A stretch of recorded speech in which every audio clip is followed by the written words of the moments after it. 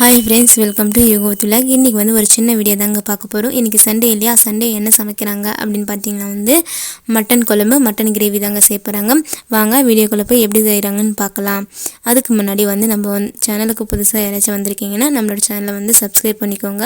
உங்களுக்கு பிடிச்சிருந்தால் மட்டுமே இது ரிக்வெஸ்ட் மட்டும்தாங்க. நம்ம டெய்லி வெங்காயம் அரிஞ்சிட்டே இருப்போம். கண்ணில் பார்த்திங்கன்னா தண்ணீராக கொட்டிகிட்டே இருக்கும் இல்லையா? அந்த தண்ணீர் வரக்கூடாதுன்றப்போ நம்ம வெங்காயத்தை 4 பாகமாக அரிஞ்சு பக்கத்துலேயே கிணத்துல தண்ணி வச்சுக்கோங்க. அந்த தண்ணியில் பார்த்திங்கன்னா நீங்கள் வெங்காயத்தை 2 நிமிஷம் போட்டு ஊற வைங்க. அதுக்கப்புறமா வெங்காயம் அரியிறப்போ உங்கள் கண்ணிலேருந்து பார்த்திங்கன்னா தண்ணியே வராது. நீங்கள் ட்ரை பண்ணி பாருங்கள். ட்ரை பண்ணிவிட்டு கமெண்ட்டில் சொல்லுங்கள் உங்களுக்கு எப்படி இருக்குதுன்னு சொல்லிட்டு. தக்காளி அரியிறப்போ அரியறதுக்கு கொஞ்சம் கஷ்டமாக இருக்கும் இல்லையா?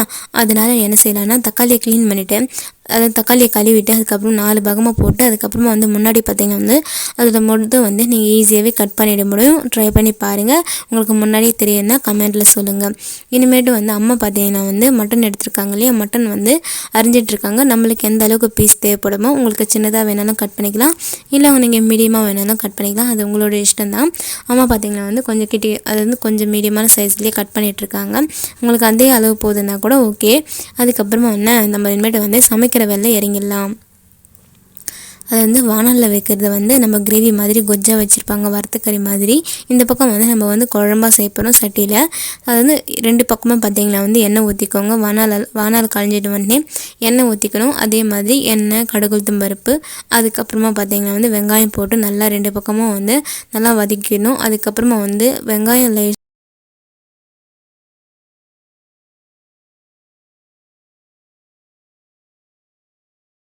வதங்கின உடனே நம்ம தக்காளியும் ஆட் பண்ணிக்கணும். தக்காளி போட்டு அதுக்கப்புறம் கொஞ்சம் உப்பு, அதே மாதிரி பார்த்திங்கன்னா கருவேப்பிலையும் ஆட் பண்ணிக்கோங்க. ஆட் பண்ணிவிட்டு கொஞ்சம் நேரம் வதங்க விடுங்க. வதங்க விட்ட அப்புறமா நம்ம கறியை நல்லா அலசி வச்சுருக்கோம்.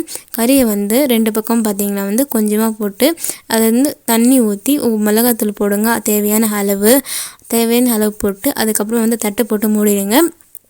அது வானலில் வச்சுருக்கிறதுக்கு மட்டும் கொஞ்சம் தண்ணி கம்மியாக ஊற்றிக்கோங்க. ஏன்னா நம்ம கிரேவி மாதிரி பண்ண போகிறோம்.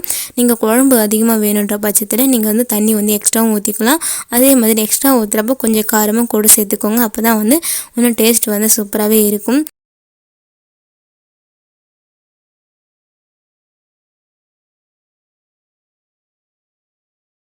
இது அது குழம்பு கொதிக்கிறதுக்குள்ளே நம்ம பூண்டும் மிளகும் பார்த்திங்கன்னா நல்லா அரைச்சி எடுத்துகிட்டு வந்துட்டுருக்கணும். அதுக்கப்புறம் குழம்பு நல்லா கொதித்த உடனே அதாவது நம்ம அரைச்சி வச்சுருக்க மிளகும் பூண்டும் பார்த்திங்கன்னா இதில் கொஞ்சம் அதில் கொஞ்சம் போட்டுட்டு நீங்கள் தட்டை போட்டு மூடிடுங்க. அதுக்கப்புறமா அது நம்ம நல்லா கொதிக்க விடுங்க. நல்லா கறி நல்லா வேகணும். வேக வச்சிட்ட அப்புறமா உங்களுக்கு குழம்பு சுண்டி அது குழம்பு ஓரளவு சுண்டி வந்தாலே போதும் கைஸ். கறி வெந்துட்டுருக்கணும். நீங்கள் கண்டிப்பாக பாருங்கள். குழம்பு கறி வெந்துட்டுருக்கணும். குழம்புக்கு நல்லா அதாவது தண்ணி எண்ணெயே பார்த்திங்கன்னா கொஞ்சம் தெரியாக வரும். அப்போது பார்த்திங்கனாவே உங்களுக்கு குழம்பு நல்லா பதத்துக்கு வந்துருச்சுன்னு அர்த்தம். இது மாதிரி ட்ரை பண்ணி பாருங்கள். இந்த வீடியோ உங்களுக்கு பிடிச்சிருந்ததுன்னா மறக்காமல் லைக் பண்ணி உங்கள் ஃப்ரெண்ட்ஸ் அண்ட் ஃபேமிலிக்கு ஷேர் பண்ணுங்கள். மறக்காமல் நம்ம சேனலை சப்ஸ்கிரைப் பண்ணிக்கோங்க. தேங்க்யூ ஃபார் வாட்சிங் கைஸ். Thank you guys.